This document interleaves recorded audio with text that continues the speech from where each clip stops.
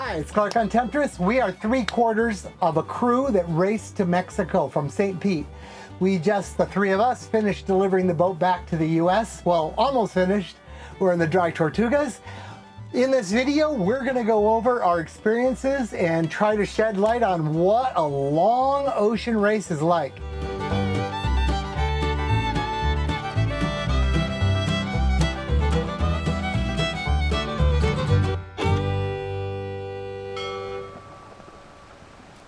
This is our captain, his boat. It's a Little Harbor 48. It's the only Little Harbor 48 ever built. It was designed by Ted Hood, and this was his private boat. This is Mike. He did all the active stuff because the rest of the crew was old men. And also he's sail trimmer extraordinaire. Tell us about the race. So the race is called Sol del Sol, a regatta. It goes from St. Petersburg Yacht Club down to Isla Mujeres, in the Yucatan Peninsula of Mexico. It's 450 miles in a direct line. Of course, when you sail, it's much longer. Our path went about 550 miles, nautical miles, which took us about 4 days and maybe a couple hours extra. And sleep is not required for racing, if you don't know that. So this race requires a 4-man crew at least. So I guess they expect 2 people on duty at any particular time during nighttime shifts. The race, it goes across the Gulf of America as a diagonal. You get all kinds of different conditions as we experienced ourselves. Yeah, let's go through the race kind of bit by bit. It started in Tampa Bay. There was no wind at the beginning, and the race committee was very smart in pushing the start line further out into Tampa Bay, because otherwise we'd spend the first day just getting out of Tampa Bay. Talk about the strategy of getting us out of there, upwind out of Tampa Bay under the bridge. Well, once we had started and moved to that new start line, it was all upwind from the start line to the Skyway Bridge. So we tacked upwind, we tried to stay mostly with the fleet, and we had a current fighting us, coming under the bridge, kind of pushing us away from it. By the time we got to it, it started to slacken a little bit, and we were able to make a couple tacks and get through that bridge. If there's any theme to this race, it's current. Current. We had the Gulf Stream outside, which is why it's such a long extra miles race. It made sense to go the wrong way to help the current not hurt you so bad.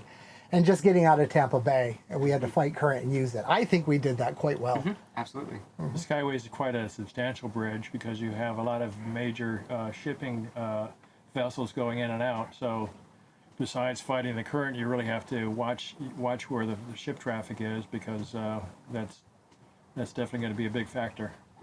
What boat was it that got themselves all tangled up with 2 ships right under the span?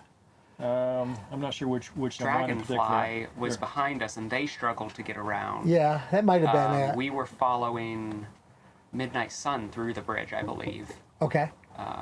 But yeah, ship traffic was a big factor. Yeah, you plan that, but you also get lucky or not get lucky. Right. So after getting through the bridge, then we had sort of a multi-tack situation outside of the Tampa Bay, getting out to the Gulf of Mexico, or Gulf of America. And then after we went to the Gulf, we probably went out maybe 6 or 8 hours, if I recall, before we started to make a more southwesterly trek. Yeah, I'd say that the first quarter of the race was probably all upwind. We were close hauled. The boat really was new to 3 of us sailing, and so we had to figure out what the limits were of how close we could go to the wind and where she sailed fast.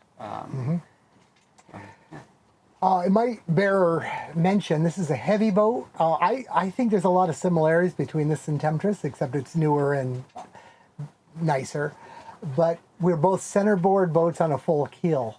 I'm 11.5 feet by my board down. This one is 13.5, right? Yeah, about 13 feet down. Yeah. It displaces about 50,000 pounds. Right, I'm 38,000 or 35,000 pounds. So there's a lot of boat here.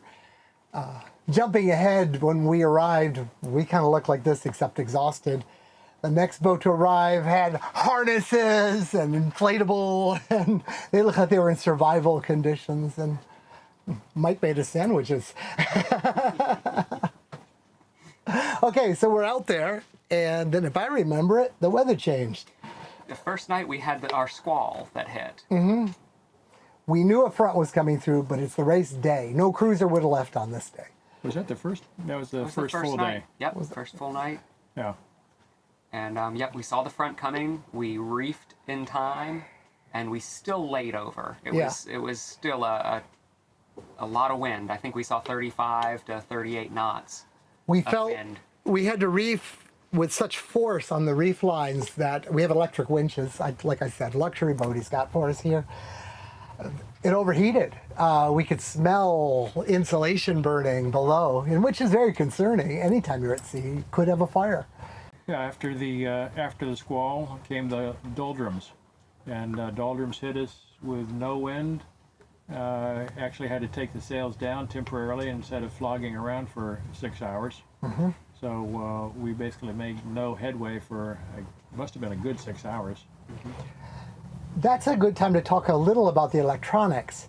We were given by the race committee a device that would know our GPS position and ping it to a satellite. All the other boats had that too. So there is a web page with our positions and our tracks. Now we have Starlink, so we could get to that. So we knew where all the other boats were, all over the ocean, sometimes days away from us. And it's very nice when you're not moving to know you're in good company. Yeah, we didn't really see any boats at all until the very end. After the first night, all other boats were long gone. We never saw any boat until we got close to Isla Mujeres. And the wind came back. We worked ourselves to the west of the predominant current of the Gulf Stream and tried to ride the edge of that down so we weren't hurt as bad. And some boats went straight across the Gulf Stream. One boat didn't finish because they did that. They were getting swept north so badly they just started their engine.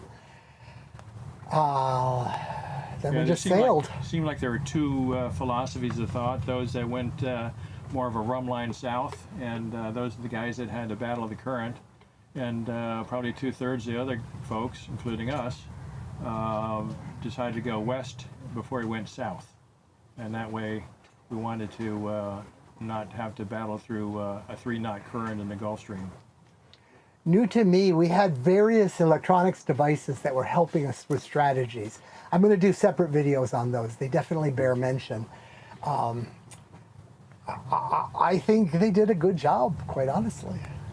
Yeah, Mike and I used Predict Wind, while Clark here was trying a different program called Orca. The guys at Orca, gave me that for review. Well, I will have a review now after this. So we worked our way down the outside of the Gulf Stream with only a little current against us, maybe even a swirly boost now and again. And then, then we got it further down. Why don't you take us to the finish, Mike? The finish was all upwind. We ended up being close hauled again, having to tack a couple times. And we finished just after sunset. Oh, I remember we used two islands, Isla Mujeres itself and another island we had to tack up to it and tack around it, but we used its current shadow to help us get some south going. Yep, we hugged those rather than staying out.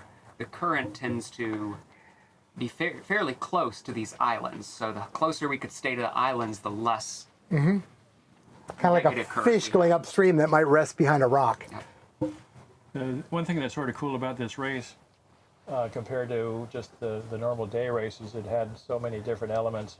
It had the currents, it had the doldrums, it had the big squall, it had ship traffic, basically every element you could throw at a race besides a hurricane or something. But it was unique in that respect, and that's what you get in ocean races versus a daytime buoy race. And just the time factor, I'm still a little weak from the surgeries. These guys carried me. But you got to plan your sleep ahead of time. You got to think about things you don't normally think about, because days and days and days, you got to try to get some rest. And to various extents, we did it in different ways, you know, from not sleeping at all to sleeping fine. But you always took out time in the middle of the day and got a nap, and you were on it. So Yeah. you were managing your rest. My philosophy is always if everybody's up, somebody needs to, whoever's most tired needs to go down and try to get some sleep, because even if you're not taking strict shifts, like 4 hours on, 4 hours off, something like that, we didn't do that. We all just kind of figured out what made sense for us. When things go wrong, like the squall, everybody's up and helping. No matter how tired you are or who's downstairs, everybody comes up and helps. So you never know when those situations are going to happen. So you try to keep a little extra in the bank so that way you're ready to jump on and help in an emergency. Mike's strength was also, he was right into the physical and pulling sails down and putting sails up and everything. I had trouble just balancing because 2 years on the couch, you know. So he got up after me. I woke him up. I always try to give him an extra half hour of sleep, and I'd push myself to stay awake because that's what I could contribute watching for ships and the things. Much Yeah. appreciated. Well, the sea conditions didn't help either, because during a good portion of the race, it was probably 6 to 8 rolling. So it did make a very rolling environment down below. Yes, lee cloths were required to stay in bunks, Yep. and it was tough. You bouncing around. I guess that's about it. That's our idea of what a race is like. There's guys that do it, you know, that you see on TV that are throwing themselves at the winches and everything. You only see that part of it, of course. Most of it is just setting the boat up so the boat is fast, keeping it fast, but trying to reserve your energies, because it's days and days and days of this. You're going to see a lot of videos having to do with this race. I haven't been sailing for a while, but there's a lot of subtlety in here and a lot to talk about. So I hope you enjoy them. Please comment if you'd like to know more, and I can always do more videos on the subject. Good day, all.